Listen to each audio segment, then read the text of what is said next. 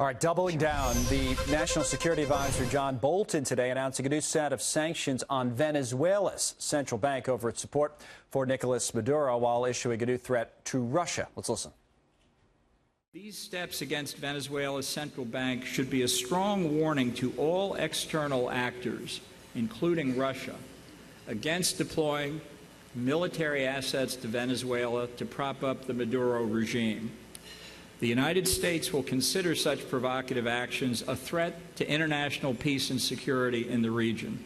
We're joined now by Mike Gonzalez from the Heritage Foundation, who is a foreign policy senior fellow. Mike, good to see you. Thanks for having me on. Coming in here in the studio with us. So as the National Security Advisor said there, the idea is to send a message to Russia. What do you make of this? Well, that's exactly right. I mean, he's looking at two countries. One is Russia, the other one is China. They are supporting Maduro, which is really, they contested. The president of Venezuela, nobody thinks is president anymore. And that's because the Venezuelan government of Maduro owes Russia and China a lot of money by announcing these sanctions against the central bank. What the Trump administration is telegraphing, and very forcefully, is they're not going to be able to meet any obligations. Right. They're saying to the Kremlin, they're saying to Beijing, cut off your ties now, because you're not going to be able to get any of the money that they owe you back.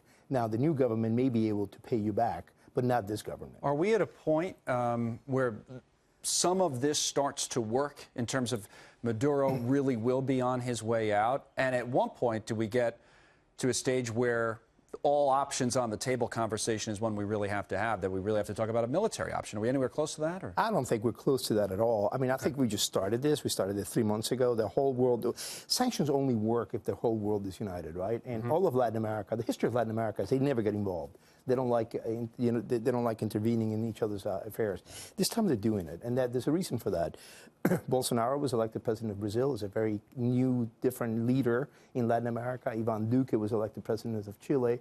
Then you have conservative governments Ivan Duque in Colombia, and then you have conservative governments in Chile and Argentina. Right. And then Europe is now behind the Trump administration as well. The Trump administration has done a fairly good job of leading the world to rally against Maduro. And the other thing a lot of people are talking about today is this kind of new approach when it comes to Cuba. So I do want to ask you about that. But first, let's go back to John Bolton talking about that. Here he is. Americans who have had their private and hard-earned property stolen in Cuba will finally be allowed to sue. Anyone who traffics in property stolen from Americans will not be issued a visa to the United States. They are not welcome here. Now, the ban on lawsuits he's referring to had been in place, I believe, for about 2 decades. So this is a big deal, and certainly a much different approach than what we saw from the Obama administration. Well, this is a law that Bill Clinton signed in '96. It's called the Helms-Burton Act or the Libertad Act. But there was a waiver, Title III, that each president since Clinton there was that Title III, which is to hit companies doing business in Cuba with the military government with sanctions. Every president has waived it off. There has been a waiver. This is the lifting of that waiver for the first time since the law was signed. What it says to companies is, we're the world's largest economy, really. Right. You want to deal with us? So what's the effect of it then?